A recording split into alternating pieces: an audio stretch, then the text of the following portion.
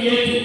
Tutapitia mateso, tutahangaika, tutalia, lakini ningependa kuhakikishia asubuhi ya leo ya kwamba Mungu wetu ni mwaminifu, ni Mungu ambaye anasikia kilio cha watu wake, ya kwamba unapolia machozi yako ukiyamwaga mbele za Mungu, Mungu atasikia kilio chako, atakusaidia.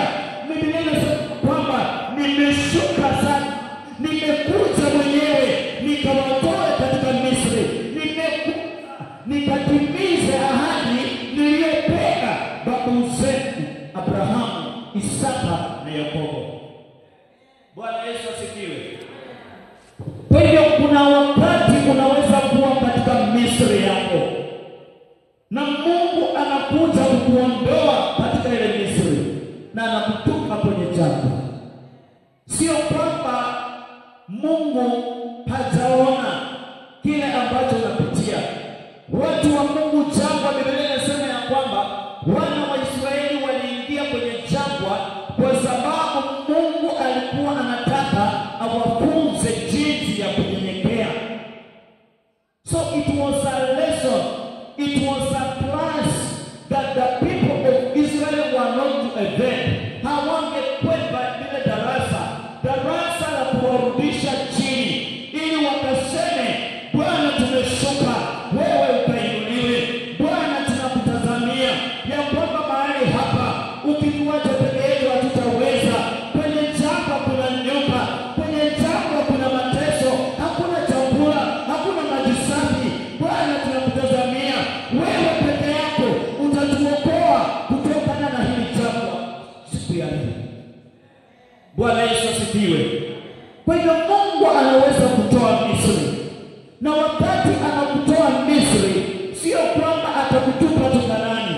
Hapana, Mungu atakutoa Misri na anakuweka kwenye jangwa ili akufunze kitu, darasa ama kipindi ambacho hauwezi kukutana nacho. Kuna kipindi ambacho Mungu anaweza ruhusu. Mungu akaruhusu Paulo na Sila wakachukua lesoni yao kwenye gereza. There was a lesson they were to attend in the prison. For them to come out, there was a lesson in the prison. For Joseph to come out successful, even in Egypt, he was to go through a series of lessons. Ya kwamba Yusufu kabla akuwe gavana kule Misri alipitia kipindi kuingia gereza, kipindi cha kutupwa kwenye shimo, kipindi cha kutupwa, cha kuwekwa katika nyumba ya Potifa. Kuna vipindi ambavyo Mungu anaruhusu uvisome. Kwa hivyo ni wakati fulani Mungu atusaidie sana na roho wa upambanuzi, a discerning spirit, ya kwamba wakati tuko darasani tuelewe ya kwamba hii ni darasa Mungu ametuweka ndani. Hii Mungu anatufunza kitu. Hii haitakuja bure. Haya mateso sio bure, hapana. Mungu ameruhusu yakuje. Na Biblia inasema ya kwamba Mungu ana uwezo wa kuyafanya yasikuje katika maisha yako. Na wakati anaruhusu yakuje ni kipindi ambacho Mungu anataka tusome kitu. Bwana Yesu asifiwe. The lessons that we have to take in life. Mungu amekutoa Misri, ni sawa. Hawaoni sasa wa Misri, hawako pamoja na wewe, lakini amekuleta katika jangwa, pahali ambapo kuna jua kali. Bwana Yesu asifiwe. Kuna wakati tukaenda mahali kuhudumu, na kule sehemu ya Kajiado kulikuwa na jua kali sana. Unatembea around 7 kilometers, 4 to 5, kutoka kwa nyumba moja hadi nyingine. Jua inakuchoma, lakini yapaswa upeleka habari, waambie watu Mungu ako na nyinyi, Mungu anawapenda. Sasa jangwa sio rahisi. Kukua katika jangwa ni sehemu ama ni wakati wa kipindi ambacho ni lazima ukichukue. Ndiposa Yesu akalia akasema, Bwana, naomba ukaniondolee kikombe. Bwana Yesu asifiwe. Lakini kama ni mapenzi yako, niruhusu nikimya tu. Wakati mwingine kuna vikombe ambavyo itabidi lazima uvinywe kwa sababu ya kusoma kitu ambacho Mungu anataka usome, na hiyo huwa inakuwa tu wakati wa maandalizi. Kwa hivyo tumetoka kule Misri, umeingizwa kwenye jangwa. Kuna another test ya kuvuka Yordani.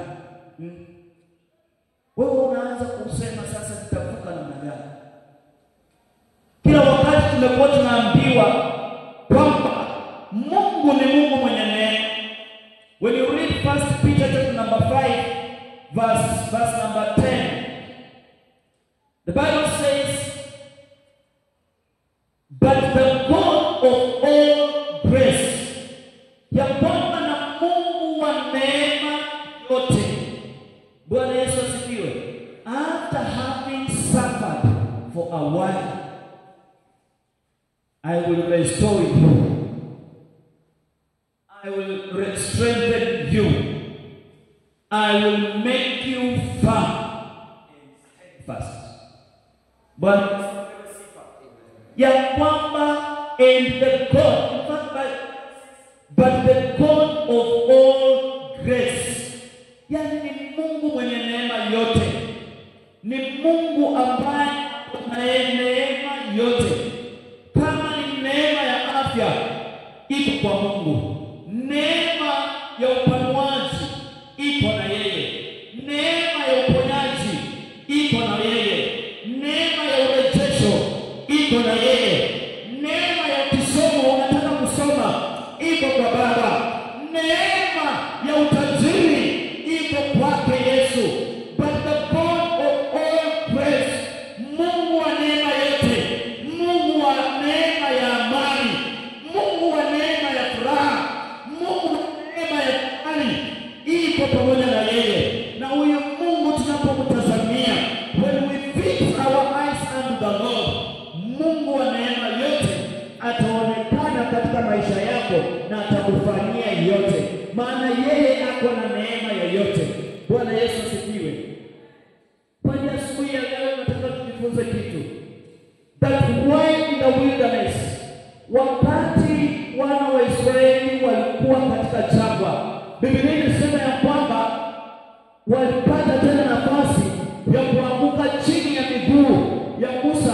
Wakamwambia Musa ya kwamba tusaidie, hapa tunaumia, hapa tunakufa njaa, hapa hakuna maji, kiu kinatumaliza, tusaidie. Na Biblia inasema ya kwamba Mungu na Musa naye akamgeukia Mungu, akamwambia Mungu, watoto wako wanalia, hawana maji safi, hawana chakula. Biblia inasema ya kwamba na Mungu akasikia sauti ya Musa na akasema ya kwamba kesha asubuhi watu watoke nje ya nyumba zao.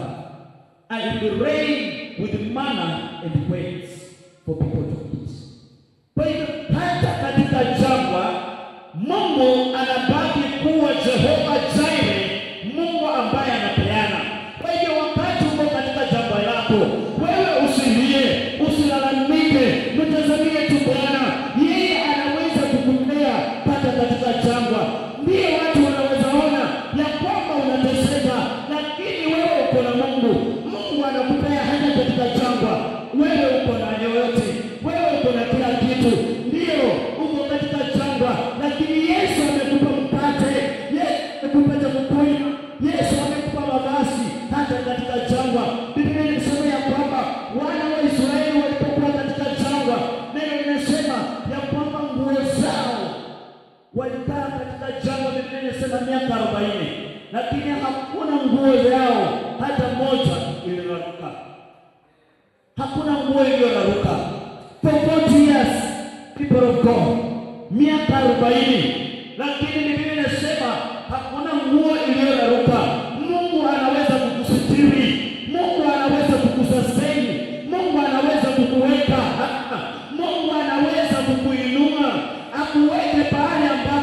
watu wataona huyu amefika sasa kwenye jangwa ataumia. Hapana, Mungu ako pamoja na wewe hata katika jangwa. Bwana Yesu asifiwe. And the God of all grace, na Mungu wa neema yote. Kwa hivyo the Bible says in Exodus chapter number 3, tunaweza soma kutoka